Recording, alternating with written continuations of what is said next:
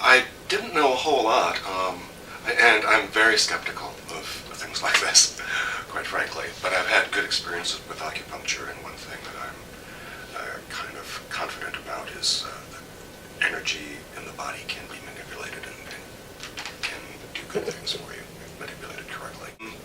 I'd actually heard about him from an exercise instructor that I work with doing Russian kettlebell training.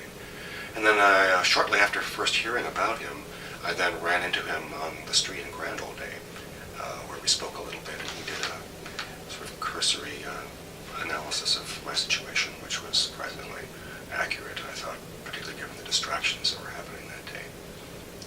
I'd experienced some lower back and hip pain that was persistent, and I'd had trouble getting rid of through a variety of more standard techniques, so I thought I would give this a try, as well as just a basic interest in sort of having an energetic tune-up, I'd say.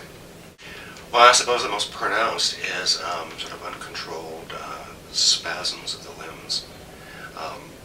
He always seems very concerned that it's scaring me, and it is uncontrollable, and it's none of my doing, but it's kind of a pleasant sensation.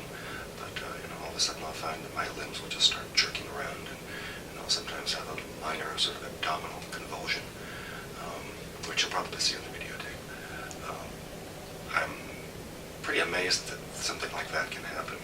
Again, I'm very skeptical. I doubt if there's any power of persuasion involved in this at all.